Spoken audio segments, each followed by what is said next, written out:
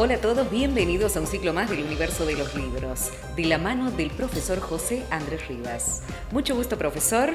¿Qué tal, Alicia? ¿Cómo estás? Muy bien, agradecidos de tenerlo nuevamente aquí en este universo de los libros. El agradecido soy yo, y además estar en una compañía como vos, ¿no es cierto? Ay, muchas gracias. Muy bien. Bueno, ¿de qué autor vamos a hablar hoy? Hoy vamos a tocar un verdadero clásico santiagueño, que es el doctor Orestes Di Lulo. Orestes Di Lulo, del cual tenemos la fotografía aquí. Tenemos una fotografía reproducida al infinito, como se dice. Sí, no podemos conseguir otra. Que no podíamos, sí, se podrán conseguir Quien otra, la tenga, supongo, por favor, que nos mande. Sí, pero además nos puede mandar una fotografía. Tiene esa cara así. Y a todo esto uno lee lo que escribió y cómo lo escribió, ¿no es cierto? Y entonces vemos que tenía que ser un hombre, primero que era un hombre muy modesto, a pesar de su inmensa sabiduría. Es decir, quiero que recalquemos este adjetivo, inmensa sabiduría, ¿no es cierto?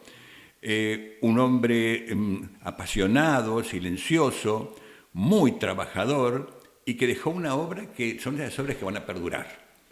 Fíjate vos que Di Lulo, Luis Alén Lascano, que le hizo una especie de una cuantificación de sus obras con títulos, y además dejó, digamos, los inéditos. Él ahí señala 62 libros, para que tengas una idea. Bastante. Los títulos de 62 libros, más una serie de estudios sobre las diferentes tribus que existían en Santiago del Estero, que, digamos, él murió sin que se editaran, ¿no? Pero evidentemente dejó una obra así que es impresionante. Profesor, él formaba parte del movimiento La Brasa, ¿verdad? Junto a Bernardo Canal Feijó. Fíjate vos que linda. A mí me gustaría saber, claro, y para todos los que nos ven, cuáles son las similitudes y diferencias que tenían entre ellos. Bueno, eso es interesante. Primera cuestión, te voy a decir algo. Di Lulo es unos pocos años mayor pero pocos, es decir, 2 o 3 años mayor que Canal, y muere, creo que al año siguiente de Canal. Así que fíjate vos, yo escribí una vez un artículo, Vidas Paralelas, de dos escritores, de dos pensadores santiagueños, sí, ¿no? Que eran ellos, ¿no es cierto? Y el primer libro que publica Di Lulo, La medicina popular en Santiago del Estero, ya vamos a referirnos a su obra, que era muy vasta. Hay un ejemplar que en la Biblioteca Sarmiento. La Biblioteca Sarmiento era, digamos, en esa época, estoy hablando de los años 20 o algo así, el centro cultural así más importante que tenía la provincia.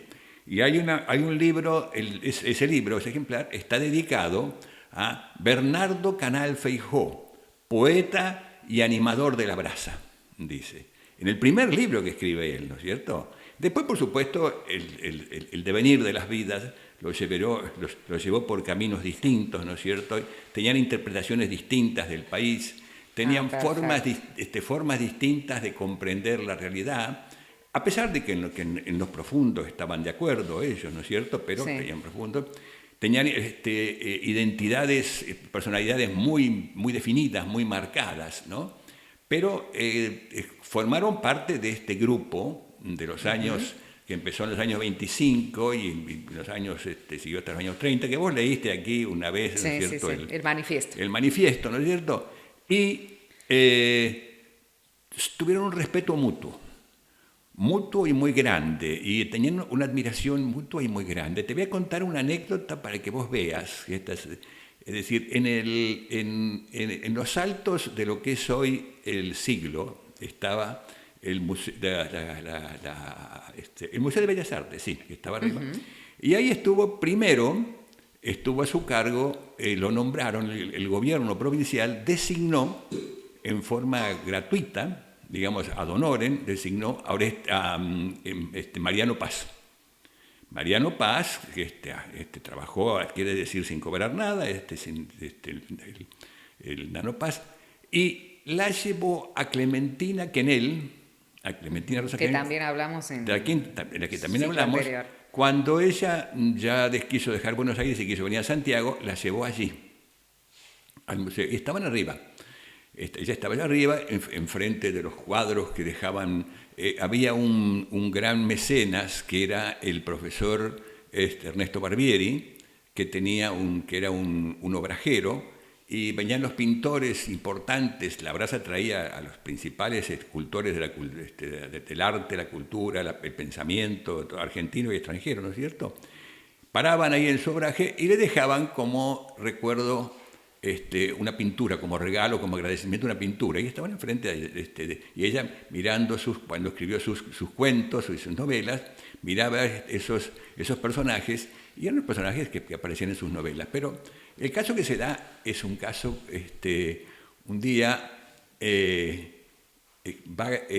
Di Lulo Sí. va a visitarla a Clementina. Sube al Canal va a visitar la Clementina. ¿Te acuerdas cuando hablamos que dijimos que citaba, que decía, dan sentido a este nombre, destinos muy tristes de mi tierra, ¿no es cierto?, dedicado a Canal y a Raba. Y entonces sube arriba, iban a tomar un té con un té de poleo con terroncitos de azúcar quemada. Fíjate vos qué exquisitez, ¿no es cierto? Entonces subía allá a Canal y se sentaba allá. No te olvides que en esa época era el doctor Canal, ¿no es cierto?, como el doctor Di Lulo. Es decir, no vestían así como puedo venir vestido yo, que me has criticado, sino que simplemente, sino que simplemente vestían como grandes señores, con su chaleco, ¿no es cierto? Entonces la próxima me viene con chaleco. Bueno. Con chalecos y tiradores también. En esa época, Por favor. escondida, bueno. Y entonces sube allá y está conversando con ella más bien. Y por esas casualidades, minutos más tarde, sube Di Lulo. Y bueno, se encuentran allí dos hombres con dos visiones, con dos actitudes, que se habían enfrentado en la Convención Reformadora del año 29. Fue el año, es decir, en la que se reformó por 7ª vez la Constitución santiagueña. Y los dos habían sido designados. Y estuvieron ahí, bueno, y fue una disputa hasta risueña la forma como se enfrentaron, claro. Cómo terminó, con posturas opuestas, ¿no es cierto? Pero entonces sentaron ahí los dos, y cada uno con su té, y Clementina mirando en el medio así. Y entonces, en cierto momento, le dice, Canal le dice a Di Lulo, así. Después, digamos, que ya cuando un poco se corta ese momento que ya no podés decir, ¿viste? Cuando ya la conversación ya no tiene para seguir, ¿no? Claro, no da para más y hay que cortar le dice, con algo. Mirá, Orestes, dice, yo pienso, dice, que vos escribís con un sentido ético mayor que el mío, le dice Canal a Di Lulo. Y Di Lulo entonces lo mira y le dice, perdóname, Bernardo, pero yo pienso que vos tenés un sentido ético mayor que yo. Así que fíjate vos cómo los dos se tenían, digamos... Se tiraban flores. Se tiraban flores, pero evidentemente se respetaban a pesar de las diferencias, ¿no es cierto? A pesar de las diferencias. Volviendo a Di Lulo, otra de las preguntas que tenía para hacerle es sobre cuando él escribía sobre la importancia de Santiago en sus escritos. La obra de Di Lulo, podemos decir lo siguiente, recuerdo una vez que lo presenté las obras de él, ¿no? Que dije yo, uno puede probar, mostrar, inclusive cuantificar escritores, te pongo escritores españoles o escritores ingleses, ¿no es cierto?, que han escrito más cantidad de él, o escritores franceses, por supuesto, ¿no es cierto?, han escrito más cantidad de libros que Di Lulo, es decir, escribió 62, entonces gente que escribió 100, por ejemplo. Pero difícilmente se encuentre alguno que haya tenido como guía un solo tema, y ese tema ha sido Santiago del Estero. Es decir, mientras los demás, por ejemplo, te pongo el ejemplo, Benito Pérez Galdós, ¿no es cierto?, el novelista español, ¿no es cierto?, o eh, bueno, el novelista francés, el autor de J'accuse, que evidentemente, Émile Zola, que escribieron más cantidades que él, ¿no es cierto? O Thomas Mann, ¿no es cierto? El Claro. alemán. Pero, es decir, en ninguno se ha visto que alguien pueda continuar y tomar y seguir con un tema que sea tan monotemático en última instancia como es el de Di Lullo. Di Lullo, es decir, su tema, yo siempre he dicho que si desapareciera mañana, si mañana desapareciera por una de estas barbaridades que hacemos los seres humanos, desapareciera el planeta, desaparecieran todas las bibliotecas, desapareciera todo, digo, bastaría con tomar las obras de Di Lullo, como las de Ábalos, por ejemplo, para recuperar lo que era la geografía, las personas, la cultura, la tradición de Santiago del Estero. Es decir, porque todo, digamos, hay una constante. Sacando, él tiene un solo libro que editó. Claro, a quienes estudian y a quienes quieren conocer más de la provincia, o sea, una fija que le podemos tirar es que lo lean a Di Lullo. Di Lullo tiene, Di Lullo es imprescindible. Además, lo que ha tenido Di Lullo es que durante años sus libros han sido minoritarios en cuanto a la difusión. Han quedado fotocopias de fotocopias, ha sido citado por estudiosos de diferentes partes del mundo, así, pero no se encontraban sus libros. Hasta que se hizo una edición, ahora unos 10 años, ¿no es cierto? Entonces ahí se reeditaron parte de los libros, pero igualmente quedan todavía libros inéditos que sería una picardía. ¿Y podrías hablarnos acerca de las etapas? Sí, exactamente. Hay una primera etapa que es, Di Lullo era dermatólogo. Es decir, esa es otra diferencia que siempre se encuentra. Di Lullo utilizaba mucho las plantas autóctonas, digamos, para la cura. Era, ya vuelvo al tema pero hay una, siempre, digamos, hay como una simpatía mayor por Di Lullo que por Canal. ¿Y por qué viene esa simpatía a veces? Aunque no se sepa, ¿no? Porque Di Lullo era médico y el otro era abogado. Entonces es un poco esa diferencia, ¿no es cierto? Sí, hay un uso hay un conocimiento de la flora y la fauna, las costumbres, las tradiciones, las creencias, la geografía de Santiago que digamos, no ha sido repetida. No ha sido, pero además, inclusive, lo que tiene Di Lullo, primera cuestión, era el mejor narrador de Santiago. Es el mejor narrador de Santiago. Sigue siendo... Aún lo sigue siendo. Sí, Di Lullo, cualquier página de Di Lullo, cualquier libro de Di Lullo, se puede leer como si hubiera sido escrito hace 10 minutos. Es decir, parece que han sido escritos hace un rato, ¿no es cierto? Porque es tan transparente, tan claro, ¿no es cierto? Que tiene.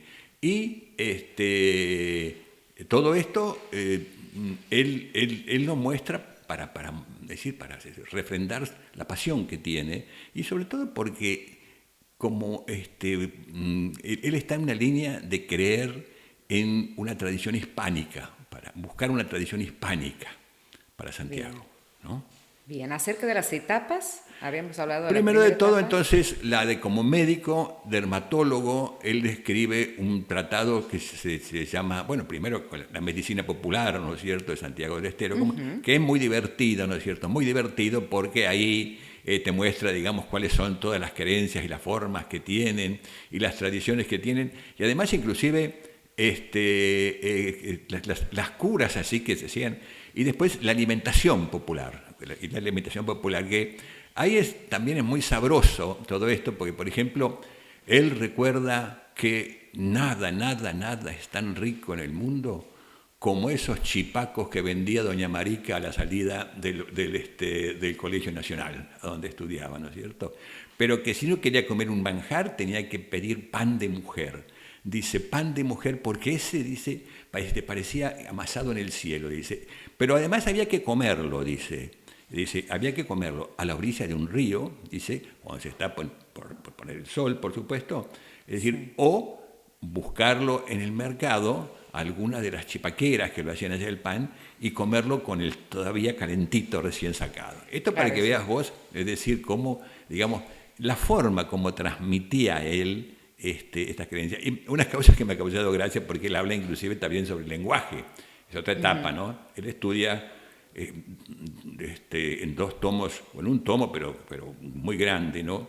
Contribuciones al estudio de la lengua santiagueña, o del habla santiagueña, que es un trabajo monumental realmente, monumental, ¿no?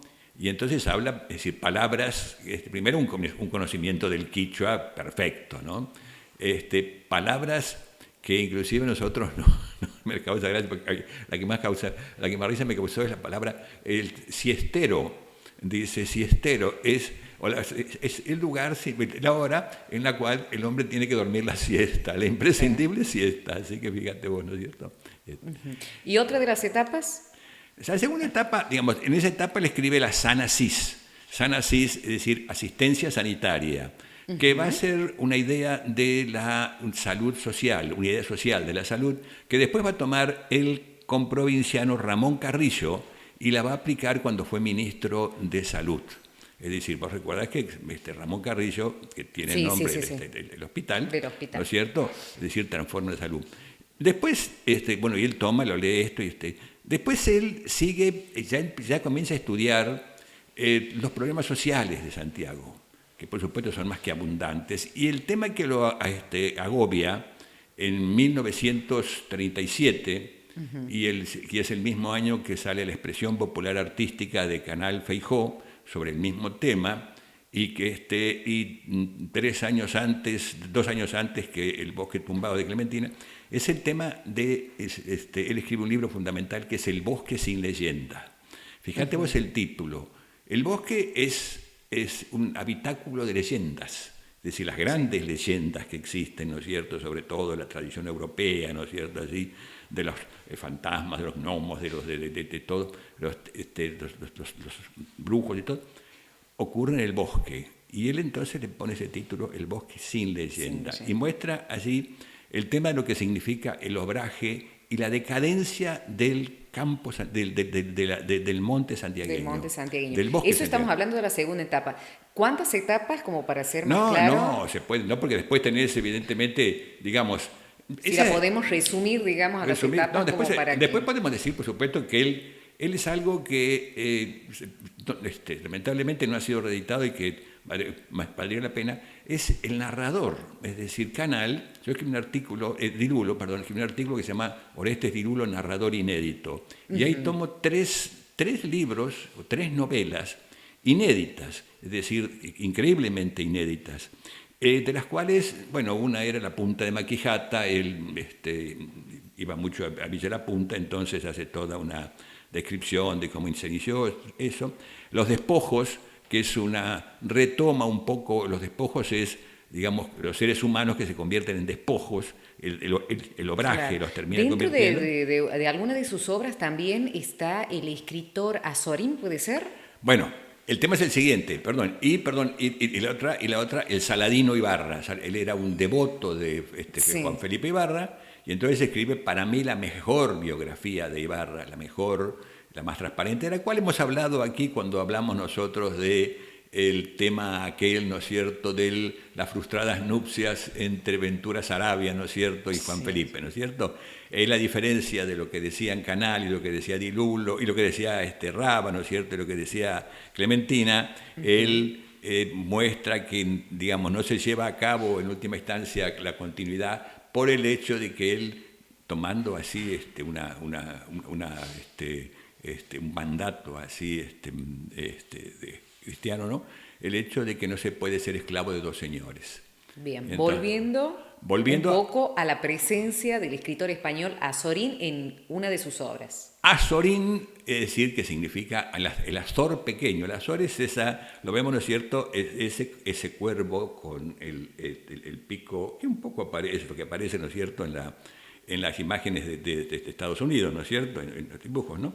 Ese cuervo que llevaban aquí los caballeros al costado y que tenía la función mata, huataca, es decir, tiraba así para tirar a los ojos. Fíjate vos qué animal. Bueno, pero Como acá para es... llevársela hoy en día así, pues, Exactamente, andar caminando por la calle con esto, exactamente, muy bien, no como este, ¿no? Entonces, pero Azorín es, en cambio, es una forma de reducción, de decir, no, yo soy como... Se llamaba José Martínez Ruiz, el autor. José Martínez Ruiz, de Alicante, de España, un alicantino, un lugar así como Santiago, así con una temperatura ardiente, no sé, terrible, y que me acuerdo que cuando Vargas Llosa visitó su casa, decía... atravesé abajo de un sol de espanto, un día de verano, abajo del sol de espanto, decía, ¿no? Decía Vargas Llosa. Bien. Veo que está tocando mucho perdón. el tema de un libro ahí en particular. ¿Me cierra, por favor, el tema de Azorín? Sí, señor, vamos a meterlo. Azorín escribe en 1907, Azorín era el hombre más modesto, es decir, o que quería ser el hombre más modesto que existía en esa época. Sí. Entonces, inicia un recorrido por los pequeños pueblos españoles, Digamos, cuando se produce, voy para atrás, cuando se produce la caída del Imperio Español, finalmente, con la derrota de la Guerra de Cuba, ¿no es cierto?, cuando frente a Estados Unidos frente a España, para la independencia de Cuba, allí entonces surge la llamada generación del 98, esto es en el 98, 1898, y estos escritores deciden buscar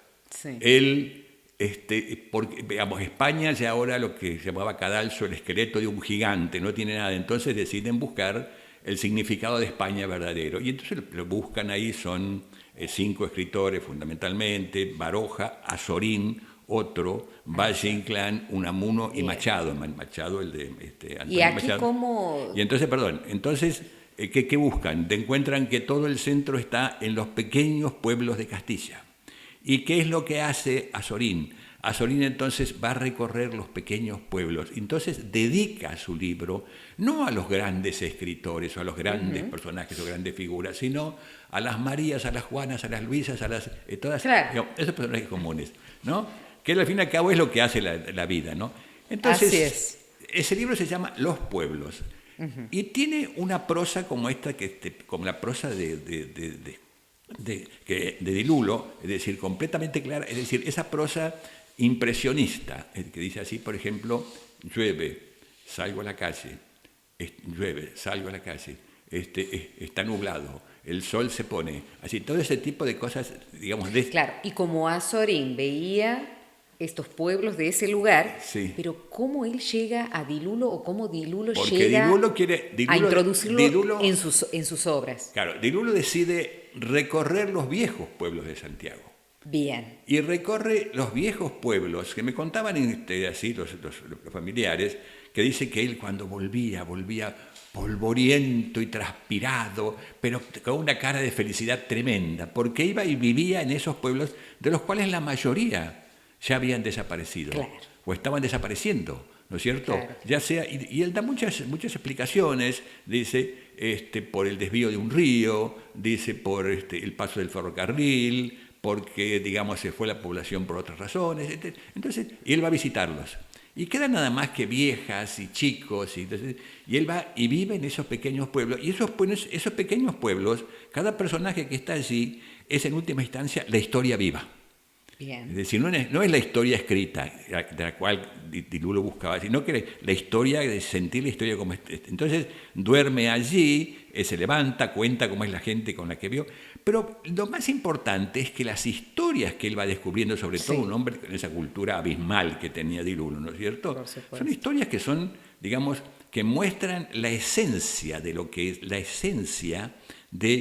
que es el mundo ese desconocido y olvidado de Santiago. Así como en algún momento vamos a hablar nosotros de Junco, es decir, cómo Ábalos recupera todo un territorio que no existía, lo mismo que en la literatura, lo mismo que había hecho en El País de la Selva Ricardo Rojas. Aquí, por ejemplo, va a Icaño, llega a Icaño y entonces, bueno, allí entonces encuentra con que ahí vivió es el conde del Castaño, después de que gastó toda su fortuna por todo el mundo y se fue a vivir allí con una pierna baldada y estar allí, entonces queda la última imagen de la viuda, es decir, mirando la casa del conde, de un conde que comía con los reyes de Europa, ¿no? Y gastó toda su fortuna y volvió a morir al pueblito este. Y después hay otra imagen que es, fíjate vos, cuando va al Bracho, el Bracho que es famoso, ¿no es cierto?, por el hecho de cuando ahí lo destierran a Agustina Palacio de Varona y al marido, ¿no es cierto? Y entonces allí, que era una prisión, era una fuerte prisión, ¿no es cierto? Y entonces, cuando va llevando a un condenado a muerte, a ser fusilado, lo llevan en un carro. Lo llevan en un carro y el que va manejando el carro, ¿no es cierto? Mientras el condenado, es decir, va a ser fusilado, entonces está haciendo solitarios con las cartas, porque bueno, ¿qué otra cosa puede hacer mientras espera que lo fusilen, ¿no es cierto? El que maneja, digamos, el que maneja le dice, déjeme su saco, dice, por favor, ¿para qué se lo va a hacer agujerear? Dice, déjemelo que yo por lo menos voy a rezar unas cuantas novenas después de que usted se muera. Fíjate vos, estas historias sabrosas de esas, o por supuesto, el padre Mossi, que él, es decir, siendo un hombre en 1899, así, a la luz de una vela, empieza a escribir una gramática quichua que él no, es decir, imagínate vos, de origen italiano, lengua que no conocía, ¿no? Pero empieza y recupera la primera gramática quichua que existe, es decir, con los dedos agarrotados por el frío, ¿no es cierto? A la luz de una vela. Fíjate vos, todas esas figuras. ¿Me permite el libro? Este libro es El folclore de Santiago del Estero. Ganó un premio nacional. Un tema importante. Sí. Dilulo es el único santiagueño que fue miembro de 3 academias. Miembro de 3 academias. La Academia de Medicina, la Academia de Historia y la Academia de Letras, ¿no? Y aquí este libro inencontrable, este libro es de 1943. Que pasará a formar parte de mi biblioteca personal. Sí, por supuesto. Como todos los libros que como trae. Como todos los libros que después me llevo. De 1943 fue reeditado después. Él después escribió, a fin de su vida, escribió otro el libro sobre el folclore que toma y retoma esto. Pero... ¿En este libro es el que tiene su prólogo? Esta fue una colección que sacó Cultura de la Nación. Hay un prólogo mío, pero de Clementina Quenel. De Clementina Quenel era. Algo así. Bueno, ¿qué me puede decir de este libro? Brevemente. Bueno, es un compendio de sabiduría popular. Lo dice muy bien el folclore de Santiago del Estero. Es decir, él tiene ahí, fíjate vos, cuando ves así el índice, él tiene las fiestas, las creencias populares que existen,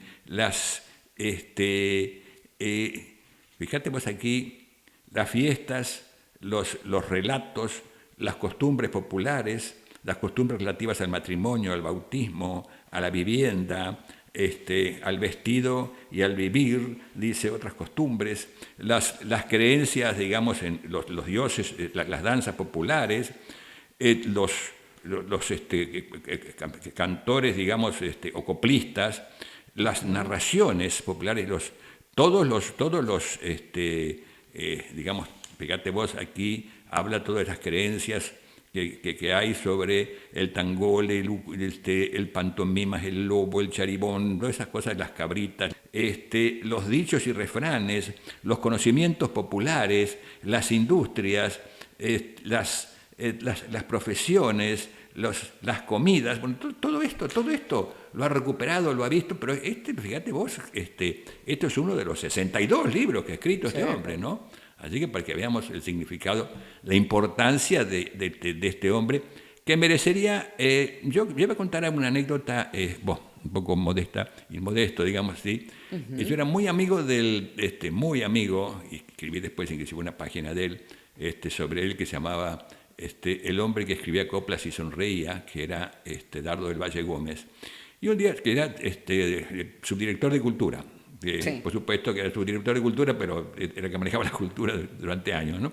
Y terminamos siendo muy amigos. Y un día voy a verlo, después, bueno, aquí dice que era 1991, no me acuerdo, y llego yo y me dice, profesor, ¿qué? ¿Sabe que hoy se cumple, dice, el aniversario de la muerte de Di Lulo? Hace 8 años que había muerto Di Lulo. Sí, dice. ¿Qué le parece si hacemos una presentación para que se declare Día de la Cultura Provincial? Meta, le digo, hecho. Entonces, yo le fui dando los fundamentos, y él escribiendo, porque escribía a toda velocidad, y con eso se le presentó al gobierno y todo, y salió el decreto. Y quedó el Día de la Cultura Provincial en homenaje a Orestes Di Lulo. Así que... Muy bien, profesor. Muchísimas gracias. Tenemos para hablar de Di Lulo, pero muchísimo más. Podemos hablar cursos enteros de Di Lulo, porque evidentemente es un hombre así vastísimo. Es más, su libro, estos 2 libros que te dije, Viejos Pueblos y la Agonía de los Pueblos, lo que se detiene en la vida de esos pueblos, es cada capítulo, mira, te voy a decir el tema Icaño que yo hablé, ese tema Icaño, la escritora María Esther de Miguel escribió una novela.